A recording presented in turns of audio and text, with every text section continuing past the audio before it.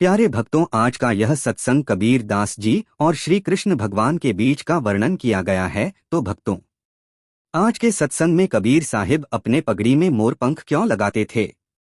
क्या संबंध है श्री कृष्ण और कबीर साहिब का? और श्री कृष्ण ने किस प्रकार कबीर साहिब की परीक्षा ली? और क्या कबीर साहब श्री कृष्ण को पहचान पाए, या श्री कृष्ण ने पहले कबीर साहिब को पहचाना कि वह कौन है? तो आइए जानते हैं। तो भक्तों, वीडियो में लास्ट तक बने रहना। कबीर साहिब अपने काल में जो उस समय की रूढ़ियां थी, अंधविश्वास थे, उनको चुनौती दे रहे थे। वो कहते, मो को कहाँ ढूंढे रे बंदे में, तो तेरे पास में, ना मंदिर में, ना मस्जिद में, ना काबे कैलाश में, कि मुझे कहाँ ढूंढ रहे हो? अरे मैं तो तुम्हारे पास हूँ। मैं किसी मंदिर में या किसी मस्जिद में नहीं हूँ। ना मैं काशी में हूँ, ना कैलाश में, और ना ही मक्का में, काबा में। वो हिंदुओं को कहते, पात्र पूजे हरि मिले, मैं तो पूजू पहाड़ पर, और घर का चकिया कोई न पूजे, पीस खाए संसार। घर की चक्की को कोई नहीं पूजता है, जो पीस कर आपको आटा देती है।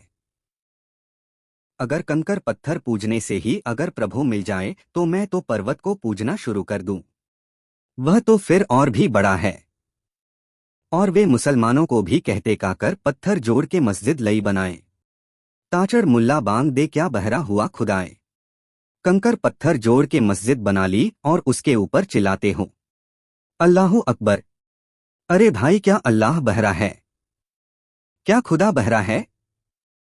तो समाज के इन आडंबरों का विरोध करने के कारण उनका नाम दूर दूर तक प्रसिद्ध हो चुका था। राजा रजवाड़े सभी उनके बारे में सुनते। पंडित और मौलवी उनसे तर्क करने आते। लेकिन एक दिन देवताओं के धाम बैकुंठ में श्री कृष्ण ने यह नाम सुना नारद जी के मुख से। नारद जी बोले, नारायण नारायण। और श्री कृष्ण ने पूछा, क्या हुआ? आज आपकी वाणी में घंटियां बज रही हैं, बड़े प्रसन्न है। बोले, प्रभु मैं ऐसे शख्स काज के दर्शन करके आया हूं, ऐसे व्यक्ति के कि जिसके दर्शन मात्र से जीव का उद्धार हो जाए। तो श्री कृष्ण ने भी सोचा कि ऐसा कौन है भाई धरती पर? मैंने तो हर युग में भक्तों की परीक्षा ली है। कभी मैं द्रौपदी की पुकार पर दौड़ा, कभी ग्वाल बालों के संग खेला, कभी मीरा की पायल की रंझुन सुनी। परंतु यह किसकी बात आप कर रहे हो? तो नारद जी ने कहा कि मैं तो संत कबीर जी की बात कर रहा हूं। इनके बारे में बस जो पूछो वही कम है, जो कहो वही थोड़ा है। ना मूर्ति पूजा करते, ना ही कर्मकांड, केवल एक राम नाम का ही सच्चा सहारा है। और इतना सुनते ही श्री कृष्ण ने सोचा कि यह भेद क्या है। मैंने आज तक कभी इस बात पर ध्यान नहीं दिया। मुझे इनकी जाकर परीक्षा लेनी चाहिए। नारद जी मुस्कुराए, बोले, हाँ हाँ प्रभु, लीजिए, आप तो सभी की परीक्षा लेते हैं, ना जाइए लीजिए। तो नारद जी यह कहकर हंस पड़े और बोले, बड़ा अद्भुत होगा कि आप कबीर साहिब की परीक्षा लेंगे। तो श्री कृष्ण जी ने पूछा कि नारद, तुम उन्हें कबीर साहिब कहते हो, क्या वह स्वयं को साहिब कहते हैं? नारद जी ने कहा कि नहीं, वह तो स्वयं को दास कहते हैं। वह तो कहते हैं, मैं कबीर दास हूँ। तो श्री कृष्ण जी ने कहा कि फिर तो मुझे अवश्य जाना चाहिए। नारद जी ने कहा, लेकिन परंतु परीक्षा लेंगे कैसे?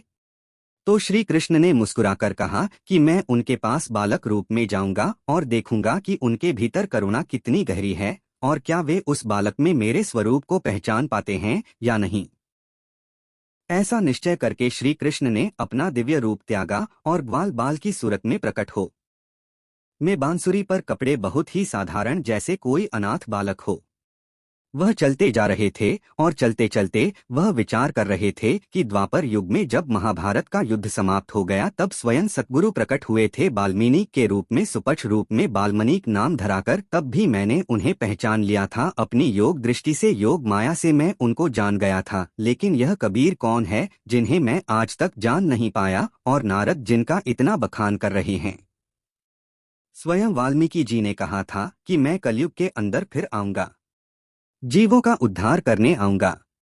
कहीं यह वही तो नहीं है? और यदि वे वही है, तो जाते ही मुझे उनकी परख हो जाएगी, मैं उन्हें पहचान जाऊंगा। तो जिस समय वह गए, उस समय कबीर जी अपनी साधारण दिनचर्या में थे। सुबह होते ही गंगा स्नान करके वह अपने करघे पर बैठ जाते, ताना पाना चलाते रहते और नाम जपते रहते, राम राम राम। उनकी पत्नी लोई घर के काम में लगी रहती।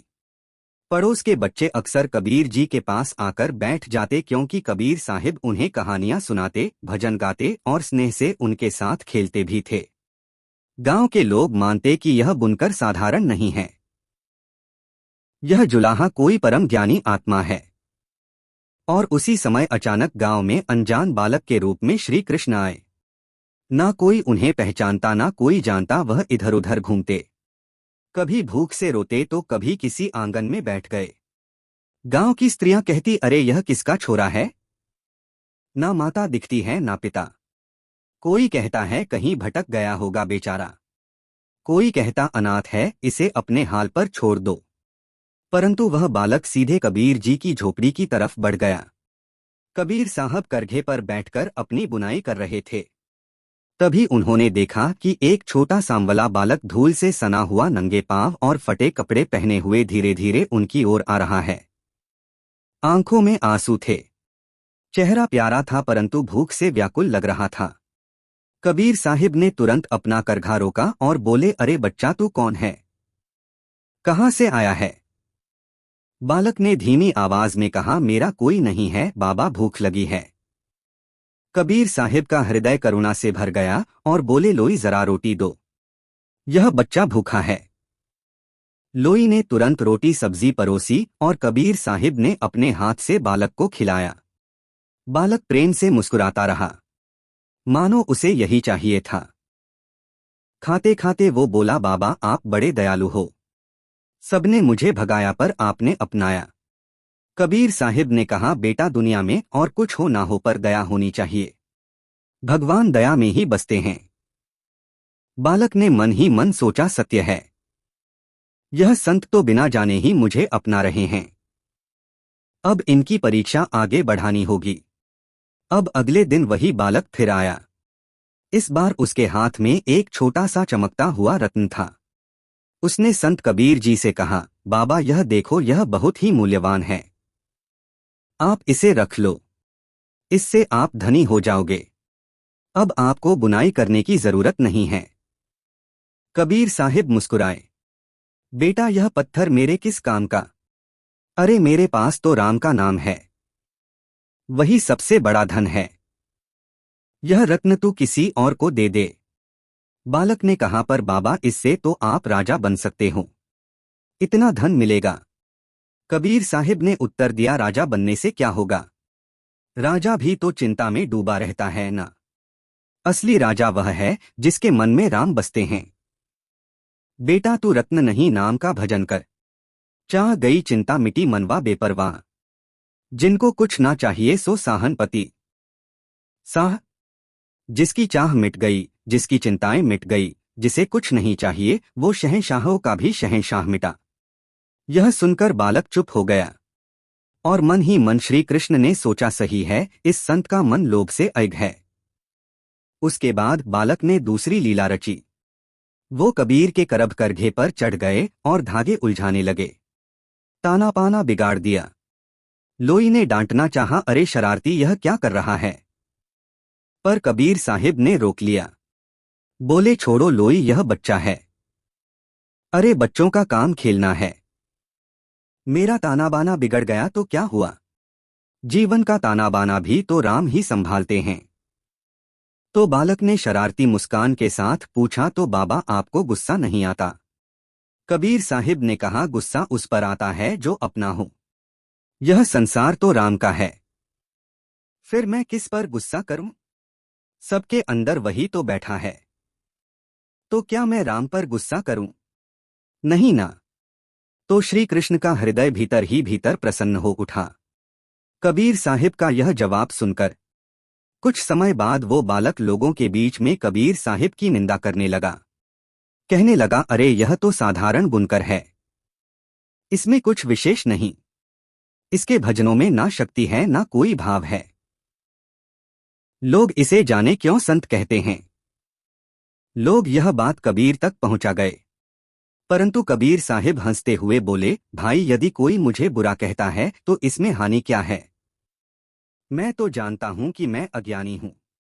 यदि लोग मुझे संत कहते हैं तो यह उनका प्रेम है। और यदि कोई मुझे धोखेबाज कहे तो यह भी उसी का दृष्टिकोण है। मैं तो राम नाम का व्यापारी हूँ, और बुरा जो देखन मैं चला बुरा न मिलिया कोई। जो मन खोजा अपना तो मुझसे बुरा ना कोई। किसको बुरा कहूँ? मैंने तो अपना दिल खोज कर देख लिया कि सबसे बुरा तो मैं ही हूँ। तो यदि कोई मुझे बुरा कहता है तो इसमें हानि क्या? झूठ थोड़ी बोल रहा है कोई। अब जब बालक ने यह बात सुनी तो मन ही मन कहा, अरे यह तो अहंकार से परे हैं। इन्हें निंदा भी विचलित नहीं करती। अब तक 3 परीक्षाओं में कबीर साहिब जी अटल थे। लोभ, क्रोध, अहंकार से परे। अब बालक स्वरूप धारण किए श्री कृष्ण कबीर साहिब की सरलता, करुणा और स्थिरता देखकर विस्मित हो रहे थे। एक दिन संध्या को बालक कबीर के पास बैठा। कबीर साहिब ने उसके सिर पर हाथ फेरते हुए कहा, गोपाल बेटा तुम मुड़े मुझे बड़ा ही प्यारा लगता है, परंतु मैं महसूस करता हूं कि तू साधारण बालक नहीं है। तेरी आंखों में एक दिव्य चमक है। बता तू कौन है? अब श्री कृष्ण ने सोचा कहीं यह मुझे पहचान तो नहीं गए हैं। अरे नहीं नहीं, यह मुझे कैसे पहचान सकते हैं? एक तो मैं बालक रूप में हूं, दूसरा मैंने कोई लीला नहीं करी, कोई चमत्कार नहीं किया। और जब यह बाल्मीकि के रूप में आए थे स्वयं सतगुरु, तो सतगुरु ने मुझे नहीं पहचाना था, मैंने सतगुरु को पहचाना था। लेकिन अभी तो मैं इनकी परीक्षा ले रहा हूं। देखते हैं क्या यह वाकई में वही है। यह मुझे नहीं पहचाने होंगे। तो उन्होंने कहा, बाबा अभी समय नहीं आया, पर शीघ्र ही आप जान जाएंगे कि मैं कौन हूं। कबीर साहिब भी उनकी इस बात पर मुस्कुरा दिए कि ठीक है, कोई बात नहीं, बताना चाहते कोई बात नहीं। अब बालक रूपी श्री कृष्ण अब कबीर साहिब के पास रोज आने लगे। कभी रोटी मांगते, कभी खेलते करगे के पास बैठ जाते, और कबीर साहिब को भी उनका यह बालपना बड़ा भाता था। कबीर साहिब का स्वभाव ही ऐसा था, जो उनके पास आता वह उसे प्रेम और दया से भर देते। परंतु श्री कृष्ण का संकल्प अभी पूरा नहीं हुआ था। वे केवल साधारण प्रेम और करुणा नहीं देखना चाहते थे, बल्कि यह जानना चाहते थे कि यह संत कबीर किस गहराई तक सत्य में स्थित है। एक दिन उस बालक ने परीक्षा की एक नई लीला रची। वो कबीर साहिब के पास गया और बोला, बाबा आज तो मुझे बड़ी भूख लगी है। कल से कुछ नहीं खाया, पर केवल रोटी नहीं चाहिए, मुझे दूध मिठाई चाहिए। अगर आप सच में दयालु हो तो मुझे वही लाकर खिलाइए। कबीर साहिब के पास ना दूध था ना मिठाई। घर बहुत साधारण था, जो मिलता वही खाते। लोई ने धीरे से कहा, कबीर यह बच्चा अब कठिन मांग करने लगा है, हम कहाँ से लाएं यह सब? कबीर साहब मुस्कुराए। लोई चिंता मत कर, अरे जिस राम ने इसे भूखा भेजा है वही इसकी भूख मिटाने का उपाय भी करेगा। उन्होंने बालक का हाथ पकड़ा और गंगा घाट की ओर ले गए। वहां पर एक साधु दूध और लड्डू बांट रहा था। कबीर साहिब ने कहा, बेटा लो, राम ने तेरी इच्छा पूरी कर दी। बालक ने खा लिया और हंसते हुए बोला, बाबा आप तो सच में भरोसा रखते हो कि भगवान सब व्यवस्था करते हैं। कबीर साहिब ने कहा, हाँ बेटा, अरे वही तो सच्चा पालनहार है। इंसान का काम केवल भरोसा रखना और अपना कर्म करना है। बस इतना ही जो कर ले वह प्रभु का प्यारा हो जाता है। फिर प्रभु उसके पीछे पीछे घूमते हैं। केवल व्यक्ति को प्रभु पर भरोसा होना चाहिए और मन निर्मल होना चाहिए। कबीर मन निर्मल भया जैसे गंगा नीर पीछे पीछे हरि फिरे, कहत कबीर कबीर। तो श्री कृष्ण यह बात सुनकर मन ही मन प्रसन्न हो उठे। कुछ दिन के बाद श्री कृष्ण ने फिर लीला की। वह बाल रूप में कबीर साहिब के घर आए और बोले, बाबा मेरे पास एक रहस्य है। अगर आप मुझे अपना गुरु मान लें तो मैं आपको ऐसा मंत्र दूंगा जिससे सोना बरसेगा, आप धनवान हो जाएंगे। कबीर साहिब हंसे और बोले, अरे मेरे लड्डू बाल गोपाल, गुरु वही होता है जो हमें परमात्मा से मिलाए। तू अभी बच्चा है, फिर भी मैं तेरे प्रस्ताव को सुनकर प्रसन्न हूँ। परंतु मैं तो पहले से ही राम नाम का धन पा चुका हूँ, और सोना तो क्षण भर का है, पर नाम का धन कभी नष्ट नहीं होता। बालक ने उत्सुक होकर पूछा, बाबा अगर आपके सामने ढेर सारा सोना रख दिया जाए और एक और राम नाम, तो आप किसे चुनेंगे? कबीर साहिब ने हंसते हुए कहा कि सोना तो एक दिन गले की फांस बन जाएगा, कोई चोरी कर लेगा या फिर चोरी नहीं भी करेगा तो हमेशा उसके ठगे जाने का, लूटे जाने का डर भय व्याप्त रहेगा, लेकिन राम नाम को कोई नहीं लूट सकता है। और राम नाम यह आत्मा की प्यास बुझाता है, मैं तो नाम ही लूंगा। तो बालक सोचने लगा, बोले यह संत तो किसी भी लालच से विचलित नहीं होते, इनका मन तो सचमुच स्थिर है। अब श्री कृष्ण ने लीला की कि गांव के कुछ बच्चों को उकसाते हैं। वे कबीर साहिब के पास आकर चिल्लाने लगे, कबीर झूठा है, यह संत नहीं केवल दिखावा करता है, यह गंगा में स्नान करता है, पर जुलाहा होकर भी यह पवित्रता की बातें करता है। बच्चे हंसते और ताना मारते। कबीर साहिब करघे पर बैठे रहे और मुस्कुराते रहे और शांत स्वर में कहा, बच्चों तुम जो भी कहो मैं मान लेता हूं। मैं तो जानता हूं कि मैं अज्ञानी हूं। यदि तुम मुझे झूठा कहते हो तो यह भी ठीक है, पर एक बात ध्यान रखना, किसी को अपमानित या निंदा करके हृदय को शांति नहीं मिलती। अपमान करने से आत्मा और भारी हो जाती है। किसी की निंदा करने से दूसरे का पाप तुम्हारे सर पर आ जाएगा और वह निर्मल हो जाएगा। इसीलिए मैं बार बार कहता हूं, निंदक नेरे राखिए आंगन कुटी सवाए। बिन साबुन पानी बिना निर्मल करे सुहाए, की निंदा करने वाले को हमेशा अपने आंगन में रखो, अपनी कुटिया में रखो, उससे नफरत मत करो, क्योंकि जैसे जैसे वह आपकी निंदा करेगा आपके सारे पाप वो अपने सर पर लेना शुरू कर देगा और पाप से आप मुक्त होकर निर्मल हो जाओगे। वह बिना साबुन बिना पानी के आपको निर्मल कर देगा। अब बच्चे कबीर साहिब की इस बात को सुनकर चुप हो गए। अब बालक रूपी श्री कृष्ण भी सोचने लगे, वह अपमान सहना तो सबसे कठिन परीक्षा है, पर यह संत तो बिना विचलित हुए सब कुछ स्वीकार करते हैं। अब समय आ गया था कि श्री कृष्ण कुछ बड़ा चमत्कार रचे। तो उन्होंने सोचा कि इन संत कबीर को साधारण परीक्षाओं से कोई फर्क नहीं पड़ा। अब ऐसी लीला करनी होगी जिससे इनकी करुणा और भी प्रकट हो। अचानक गांव में अकाल पड़ गया, फसलें सूख गई, लोगों के पास खाने को अन्न नहीं रहा। गांव वाले कबीर के पास आए और बोले, कबीर अब तो भूख से प्राण निकल रहे हैं, भगवान को पुकारो। कबीर साहिब ने सबको शांत किया कि भाइयों घबराओ मत, अरे प्रभु पर भरोसा रखो, वह अवश्य ही हमारी सहायता करेगा। अब इस समय जो बालक कबीर के पास आया और बोला, बाबा अगर आपके राम सच्चे हैं तो हमें भोजन दिलाइए। कबीर साहिब ने गंगा के किनारे भजन करना शुरू कर दिया कि राम कहे जो प्राणी दुख मिटे सब जानी। अचानक गंगा से नाव आने लगी जिसमें अन्न और अनाज भरा था। गांव वाले चकित रह गए। उन्होंने कहा, कबीर तुम्हारी भक्ति ने तो चमत्कार कर दिया। अब बालक ने यह सब देखा तो मुस्कुराया। उसने मन ही मन कहा, सत्य है, इस संत का विश्वास है, यह केवल शब्दों में नहीं बल्कि अनुभव में जीते हैं। लगता है यह स्वयं सतगुरु ही है। अकाल के बाद जब सब कुछ शांत हुआ तब बालक ने कबीर साहिब से प्रश्न किया, बाबा आप हमेशा राम राम कहते रहते हैं, कौन है यह राम? क्या यह वही दशरथ नंदन राम है या कोई और? तो कबीर साहिब बोले, बेटा है गोपाल, वह राम किसी एक व्यक्ति का नाम नहीं है, वह तो परमात्मा का वह स्वरूप है जो सबके भीतर बसा है।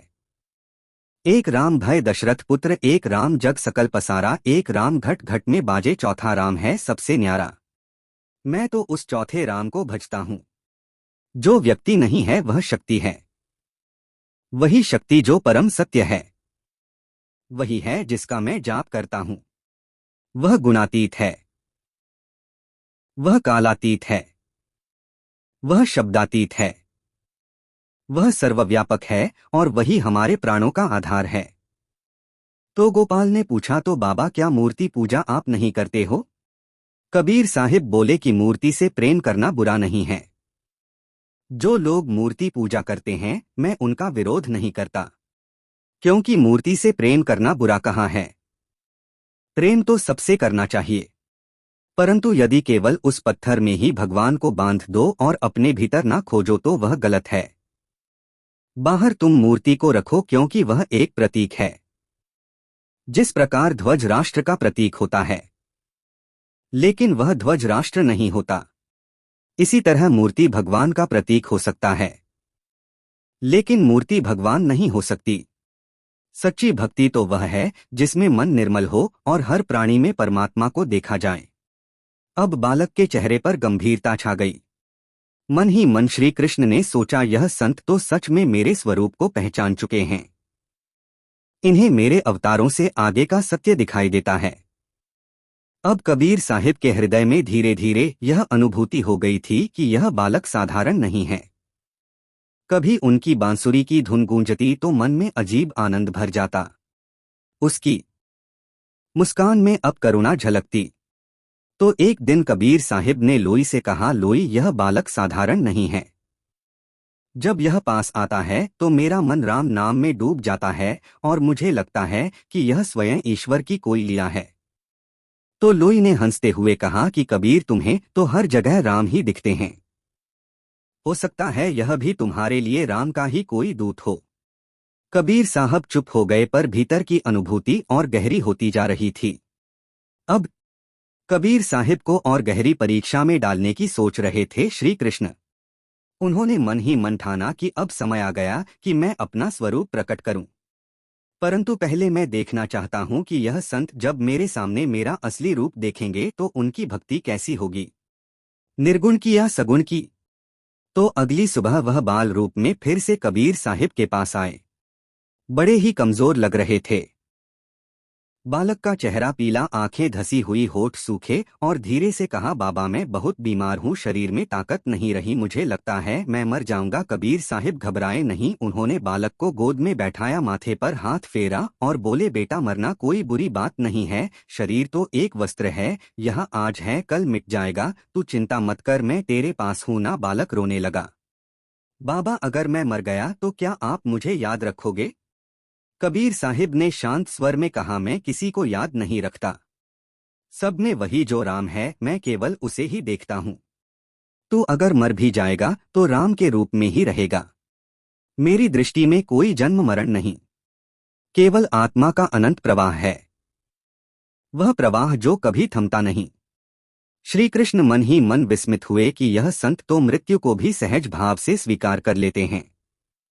इनका मन सागर की तरह शांत है। अब बालक ने कबीर साहिब से पूछा, बाबा, आप हमेशा राम राम कहते हैं, पर मैं देखता हूं कि लोग अलग अलग नाम लेते हैं। कोई अल्लाह कहता है, कोई हरि, कोई ईसा। तो सच्चा नाम कौन सा है? कबीर साहिब मुस्कुराए और बोले, बेटा, नाम तो केवल पहचान के लिए है। जैसे पानी को कोई जल कहता है, कोई पानी कहता है, कोई अंबु कहता है, तो कोई नीर कहता है। असल में वह एक ही है। इसी प्रकार ईश्वर भी एक ही है, पर लोग अपने अपने भाव और अपनी अपनी भाषा के अनुसार अलग अलग नाम से उसे पुकारते हैं, पर सार वही है, प्रेम और सत्य का। जहां प्रेम और सत्य नहीं है वहां ईश्वर नहीं है। तो बालक ने कहा, तो क्या अलग अलग धर्म व्यर्थ है? कबीर साहिब बोले कि धर्म का असली अर्थ होता है धारण करना। अगर कोई सत्य, दया, करुणा, प्रेम को धारण करें तो वही धर्म है। इसके अलावा जो भी धर्म बने हैं वह सब बाहरी कर्मकांड, आडंबर, पाखंड है और साधन है। और दुर्भाग्य यह है कि लोग साधन को ही लक्ष्य मान बैठते हैं। तो श्री कृष्ण का हृदय आनंद से भर गया और कहा अपने मन में कि सही है, यह संत तो सच्चे ज्ञान के भंडार हैं। इनकी दृष्टि में सगुण और निर्गुण दोनों से यह तो ऊपर है, यह तो गुणातीत में है। अब बालक ने एक दिन खेलते खेलते कबीर साहिब से कहा, बाबा, मैं आपको छोड़कर नहीं जाना चाहता। क्या आप मुझे गोद ले लेंगे? मुझे अपने पुत्र की तरह पालेंगे? कबीर साहिब का हृदय करुणा से भर गया। उन्होंने बालक को गले लगा लिया और कहा, बेटा, मैं तुझे अपना पुत्र ही मानता हूं, पर ध्यान रखना, मेरा पुत्र भी मेरा नहीं है, वह भी राम का है। मैं केवल उस राम की देन को संभालने वाला सेवक हूं। बालक ने गहरी नजरों से कबीर साहिब को देखा, तो बाबा, क्या आपको किसी से मोह नहीं? कबीर साहिब ने उत्तर दिया, मोह केवल उस वस्तु से होता है जो हमारी हो, जिसे हम अपना समझते हैं। परंतु जब सब कुछ राम का है तो मोह किससे करूं? मैं प्रेम करता हूं, सबसे प्रेम करता हूं, परंतु ना बांधता हूं और ना ही बांधता हूं। तो श्री कृष्ण ने कहा, बोले वाह, यह तो भक्ति का सबसे उच्चतम स्वरूप है। प्रेम, वह भी बिना आसक्ति के। अब कबीर साहिब से जो भी पंडित जलते थे, इस बालक ने उसको उकसाना शुरू कर दिया कि जाओ कबीर से शास्त्रार्थ करो। तो वे पंडित कबीर साहिब के पास आए और बोले, अरे जुलाहे, तू क्यों खुद को संत कहता है? अरे तेरे पास वेद शास्त्र का ज्ञान नहीं, तू कर कर्मकांड कुछ नहीं जानता, ना ही पूजा पाठ करता है। तेरे बिना शास्त्र पढ़े ज्ञानवान होने का सारा सारा दावा झूठा है। वो बालक भी वहीं खड़ा सब देख रहा था। कबीर साहिब ने शांत स्वर में उत्तर दिया, पंडित जी, मैं अपने को संत नहीं कहता। लोग कहते हैं तो यह उनका प्रेम है। मैं तो बस इतना जानता हूं कि राम का नाम लेने से मन निर्मल होता है। शास्त्रों का ज्ञान यदि अहंकार को बढ़ाए तो व्यर्थ है। और यदि कोई अशिक्षित भी सच्चे दिल से राम का नाम ले तो वही परम ज्ञानी है। तो जितने पंडित थे वह सब हतप्रभ रह गए। तो बालक ने भी सोचा, सच है। ज्ञान तो वही है जो पुस्तकों में नहीं, बल्कि वह है जो जीवन को बदल दे, जो अनुभव से मिले। यह शास्त्रार्थ शुरू ही हुआ था कि इतने में ही जो पड़ोसी थे कबीर साहिब के, वह आपस में लड़ने लगे। तलवारें निकाल ली। तो बालक ने पूछा, बोले बाबा, यह क्या हो रहा है? जल्दी चलो, नहीं तो लोग एक दूसरे को मार डालेंगे। कबीर साहिब दौड़े। उन्होंने दोनों पक्षों को समझाया कि भाइयों, किस बात पर लड़ रहे हो? एक ने कहा, यह जमीन मेरी है। दूसरे ने कहा, नहीं, यह मेरी है। तो कबीर साहिब मुस्कुरा पड़े, बोले, अरे भाई, जरा सोचो, यह जमीन किसकी है? अरे यह तो धरती की है, परमात्मा की है। तुम तो बस थोड़ी देर के यात्री हो। तुमसे पहले भी यह मेरा मेरी करके कितने ही चले गए। तुम्हारे दादा परदादा सब चले गए, लेकिन क्या यह उनके साथ गई? नहीं। जो जमीन तुम लेकर नहीं जा सकते, उसके लिए लड़ाई कैसी? तो लोग कबीर साहिब की बात सुनकर शांत हो गए। उन्होंने जिसकी जो जमीन थी, अपना लालच त्याग कर वहीं पर आपस में बंटवारा कर लिया और झगड़ा समाप्त हो गया। बालक ने देखा और मन ही मन बोला, यह संत केवल भक्ति में ही नहीं बल्कि समाज में भी शांति के वाहक हैं। यह एक समाज सुधारक के रूप में है। अब शाम को बालक ने बांसुरी बजानी शुरू की। इतनी मधुर ध्वनि थी कि कबीर साहिब मंत्रमुग्ध हो गए। उनकी आंखें बंद हो गई और उस समाधि में डूब गए। और जब आंखें खुली तो उन्होंने बालक से कहा, बेटा गोपाल, तेरी बांसुरी की धुन ने तो मेरा मन राम में पूरी तरह मिला दिया। बता, तू कौन है? तेरे स्वर में यह अलौकिक शक्ति कहाँ से आई? बालक ने रहस्यमय मुस्कान दी। बाबा, समय आने पर आप जान जाओगे। कबीर साहब चुप हो गए और मुस्कुराते हुए मन ही मन सोचने लगे कि कोई बात नहीं, आज नहीं तो कल अपनी सच्चाई तो प्रकट करनी ही पड़ेगी, क्योंकि यह तो मैं जान गया हूं कि तुम कौन हो। तो एक दिन बालक ने लीला की कि कबीर साहिब के घर में आग लग गई। लोग चिल्लाने लगे, आग आग, सारे कपड़े जल गए, सामान जल गया। कबीर साहिब और लोई बाहर खड़े थे। बालक ने भी उनके पास आकर पूछा, बाबा, अब तो सब जल गया, अब आप क्या करेंगे? कबीर साहिब ने शांत स्वर में कहा, जलना ही था तो जल गया। यह सब मेरा नहीं था, राम का था। अरे मैं तो खाली हाथ आया था इस संसार में, उसी ने दिया और उसी ने ले लिया। तो मेरे को किस चीज का शौक? राजी हैं हम उसी में जिसमें तेरी रजा है। यूं भी वाह वाह है, यूं भी वाह वाह है। तो लोई ने भी सिर झुकाकर कहा कि सही कह रहे हो कबीर, अब जो भी होगा वो राम की ही इच्छा से होगा। बालक भी आश्चर्यचकित रह गया। अद्भुत, इनके पास कुछ नहीं, फिर भी मन में कोई शोक नहीं, यही तो सच्चा वैराग्य है। अब रहस्य से पर्दा उठाने का समय आ रहा था। लेकिन श्री कृष्ण सोचने लगे कि मैं अपना स्वरूप प्रकट तो कर दूं, परंतु उससे पहले एक अंतिम प्रश्न करना होगा। एक दिन बालक ने कबीर साहब से पूछा, बाबा, यदि मैं तुमसे कहूं कि मैं स्वयं भगवान हूं तो तुम क्या मानोगे? कबीर साहिब ने मुस्कुराकर कहा, बेटा, मेरे लिए तू भगवान है ही। मेरे लिए तो हर जीव में वही परमात्मा बसा है।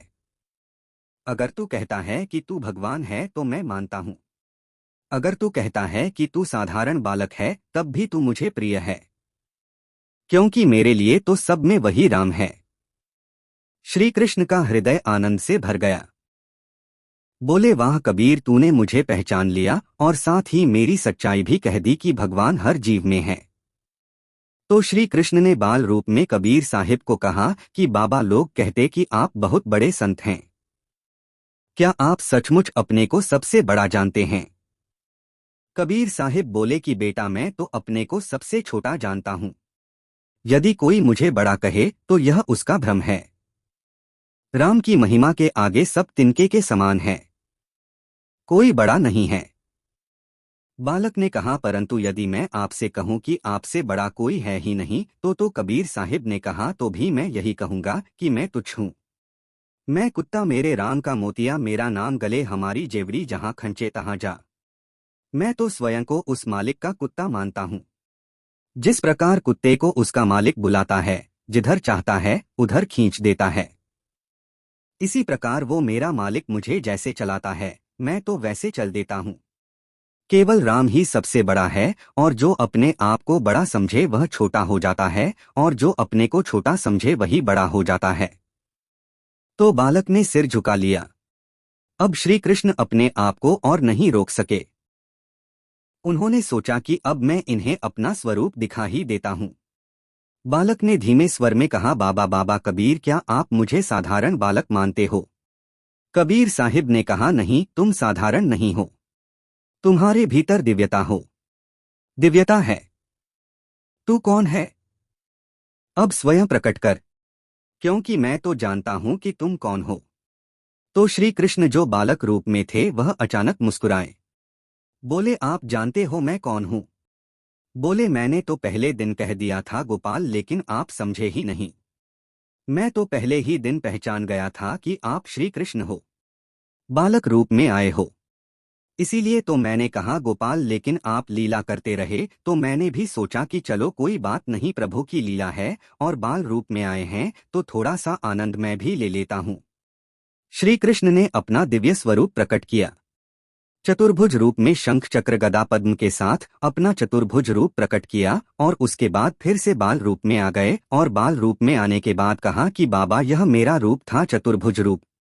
इस रूप को देखने के लिए बड़े बड़े देवता तरस जाते हैं, जो आज मैंने आपको दिखाया है, क्योंकि आप उत्तम संत हैं, आप उत्तम भक्त हैं।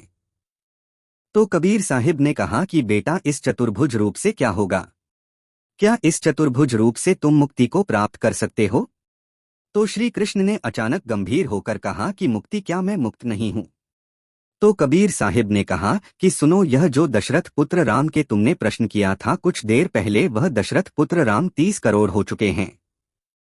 जब से सृष्टि की रचना हुई है 30 करोड़ बार दशरथ पुत्र राम इस संसार में आ चुके हैं, और 7 नील बार राधा इस संसार में आ चुकी हैं, और कई पदम बार श्री कृष्ण के रूप में विष्णु ने अवतार लिया है। तुम अकेले विष्णु नहीं हो, तुम अकेले श्री कृष्ण नहीं हो। इस भ्रम से बाहर निकलो। तो श्री कृष्ण अपने स्वरूप में आते हैं, एक मनुष्य का स्वरूप धारण करके बैठ जाते हैं और हाथ जोड़कर कहते हैं कि मैं जान गया कि आप कौन हैं। मेरे मन में दुविधा जरूर थी। जैसे ही नारद जी ने कहा, मेरे मन में दुविधा जरूर आई थी कि आप वही वाल्मीकि हैं, आप वही सतगुरु हैं या फिर कोई और। इसलिए मैंने बार बार आपकी परीक्षा लेनी चाहिए। उसके लिए मैं क्षमा चाहता हूं। लेकिन आपने अभी जो गुप्त बात कही उससे मुझे पूरी तरीके से यह आभास हो गया कि हाँ, आप ही वह सतगुरु हो। और श्री कृष्ण ने हाथ जोड़े, लेकिन साथ ही साथ प्रश्न भी किया कि हे सतगुरु, जब वाल्मीकि के रूप में आप आए, सुपच्छ रूप आपने धरा और आप छाछ बेच रहे थे, तब मैंने आपको पहचान लिया, लेकिन अब जब आप कबीर के रूप में आए हो तो मैं आपको क्यों नहीं पहचान सका?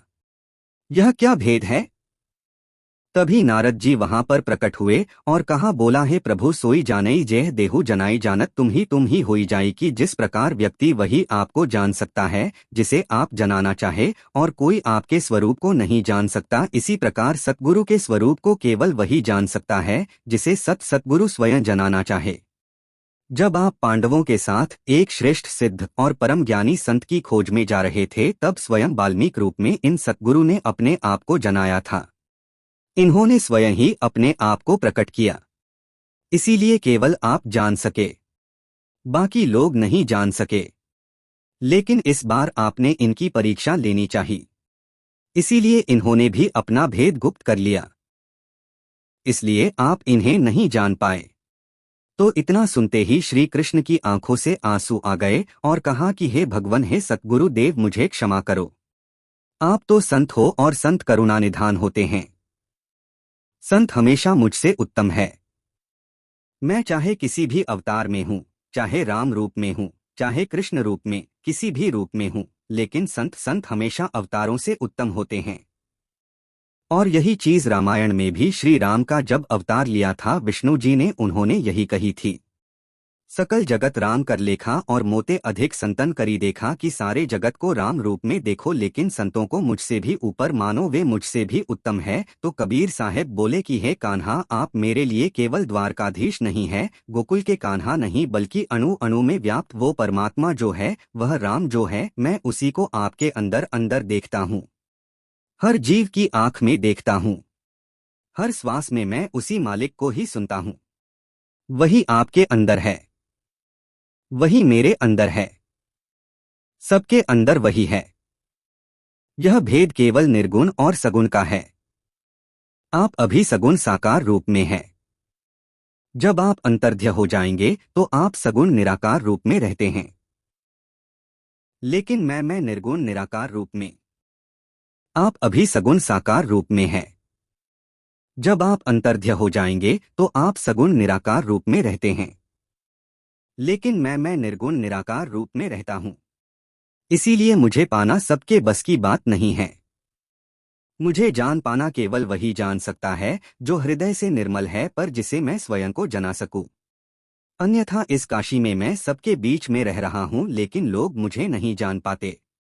इतना कहते ही श्री कृष्ण ने अपने जो मोर पंख था वह निकाला और कबीर साहिब को भेंट किया कि साहिब, मेरी तरफ से यह तुच्छ भेंट आप रखिए, क्योंकि जो सबसे उत्तम जो व्यक्ति होता है, जो सबका सिरमोर होता है, केवल उसी के सिर पर यह मोर पंख सुशोभित होना चाहिए, मेरे नहीं। कबीर साहिब ने सहर्ष वो स्वीकार किया, क्योंकि जब द्वापर युग में श्री कृष्ण वो मोर पंख देना चाहते थे तब साहिब ने जो बाल्मीकि रूप में थे उन्होंने कहा था कि नहीं, यह द्वापर युग है, हे माधव, हे जनार्दन, यह आपका युग है।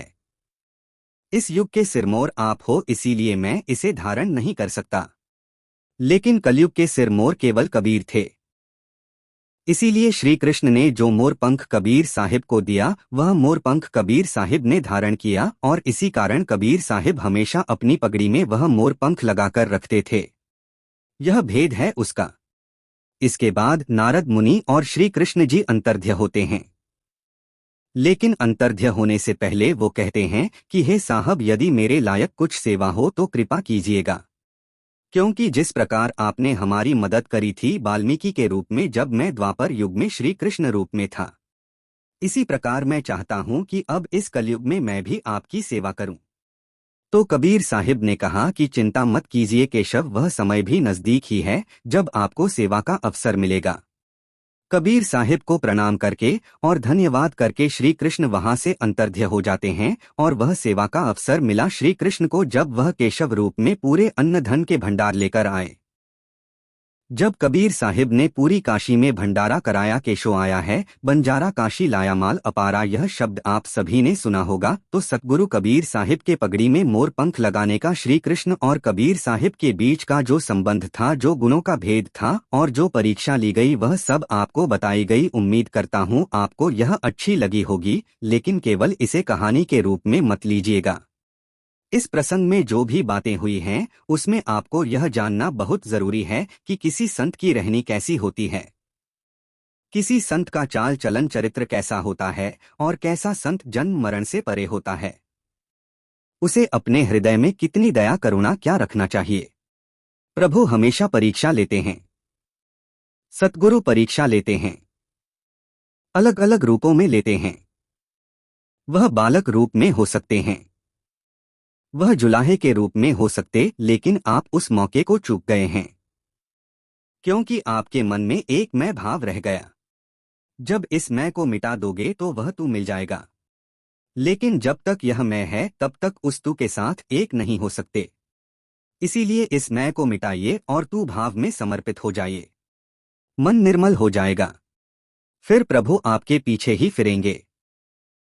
प्यारे साथियों, प्यारे भक्तों, आपसे विनती है कि इस चैनल को सब्सक्राइब जरूर करें।